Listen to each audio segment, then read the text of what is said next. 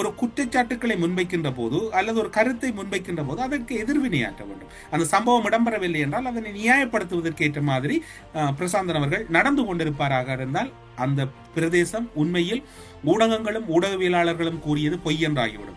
இப்போது பிரசாந்தன் கூறியது பொய்யாகி இருக்கின்றது. என்னவென்று சொன்னால், அங்கு ஒரு பெருமெடுப்பிலே ஒரு பெரும் சோதனை ஒன்று இடம்பெற்றிருக்கின்றது. அந்த சோதனை தான் இப்போது மெல்ல மெல்ல ஒவ்வொரு கைதுகளையும் ஒவ்வொருவருடைய விசாரணைகளையும் நோக்கி நகர்ந்து கொண்டிருக்கின்றது.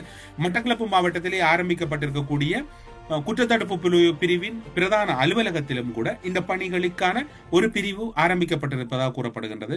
இனி வரப்போகின்ற நாட்கள் எப்படி அமையப் போகின்றதோ என்று தெரியாது. பிள்ளையானுடைய சகாக்கள், அதாவது குற்றச்சாட்டுகளோடு தொடர்புபட்ட பல சகாக்களுக்கு இனி விசாரணைகள் இடம்பெறுவதற்கு வாய்ப்பு இருக்கின்றது. அந்த விசாரணைகளை நீட்சியாக அசாத் மௌலானா இப்போது கொடுத்திருக்கக்கூடிய வாக்குமூலங்களின் அடிப்படையில் இன்னும் பல கைதுகள் இடம்பெறலாம் என்று கூறப்படுகிறது. பிள்ளையானின் பினாமி சொத்துக்கள் எங்கெங்கு மறைத்து வைக்கப்பட்டிருக்கின்றன என்பது தொடர்பான தகவல்கள் கூறப்பட்டிருக்கின்றது. வாகரை பிரதேசத்திலே சட்டத்துக்கு முரணான வகையில் ரான் பண்ணை ஒன்றும் ஆக்கிரமிக்கப்பட்டிருப்பதாகவும் அது தொடர்பான கோப்புகளும் இப்போது லஞ்ச ஊழல் ஆணைக்குழுவுக்கு சென்றிருக்கின்றது. மட்டக்களப்பு மாவட்டம் ஒரு பெரும் பரபரப்பை வெகு விரைவில் சந்திப்பதற்கு வாய்ப்பு இருப்பதாக கூறப்படுகிறது. கைதுகள் கணக்கு வழக்கில்லாமல் இடம்பெறப் போகின்றது. கடந்த காலங்களில் பிள்ளையான் அல்லது பிள்ளையான் குழுவை கண்டால் நடுங்கி ஓடிய மக்கள் இன்று பிள்ளையான் குழுவை அரசு கைது செய்கின்ற போது வேடிக்கை பார்க்கக்கூடிய ஒரு சூழ்நிலை எழுவதற்கான அதிகளவு சாத்தியக்கூறுகள் இருப்பதாகவே இலங்கையில் இருக்கக்கூடிய அரச புலனாய்வு துறையினுடைய தகவல்கள் கிடைக்கப் பெற்றிருக்கின்றன.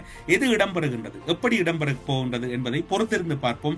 சடலைட் தொலைபேசி ஊடாக தொடர்புகளில் ஈடுபட்டவர்கள் யார்? இந்த சடலைட் தொலைபேசி ஊடாக வெளிநாடுகளில் பிள்ளையானவர்களுக்கான நகர்வுகள் என்ன இடம்பெற்றது? இதனுடைய தொடர்ச்சி யார்? இந்த சடலைட் தொலைபேசியை பிள்ளையானிடம் கையகப்படுத்தியது அல்லது பிள்ளையானுக்கு வழங்கிய பின்னணி என்ன? இது எப்படி இலங்கைக்குள் எடுத்து வரப்பட்டது என்கின்ற கோணங்கள் தொடர்பிலும் விசாரணைகள் ஆரம்பிக்கப்பட்டிருக்கின்றன. வெகு விரைவில் முழுமையான தகவல் கிடைக்கப்பெறலாம் என்று கூறப்படுகின்றது. கொக்கொடிச்சோலை பகுதியிலே இடம்பெற்ற போலீஸ் ஒருவருடைய படுகொலை தொடர்பிலும் இந்த விசாரணைகள் இப்போது தீவிரப்படுத்தப்பட்டிருக்கின்றன. எது இடம்பெறப் போகின்றது? பிள்ளையானுடைய கைதில் வெகு விரைவில் அதிரப் போகின்றதா? அசாத் மௌலானா இலங்கையில் வருவதற்கான வாய்ப்புகள் நெருங்கி வருவதாக கூறப்படுகின்றது.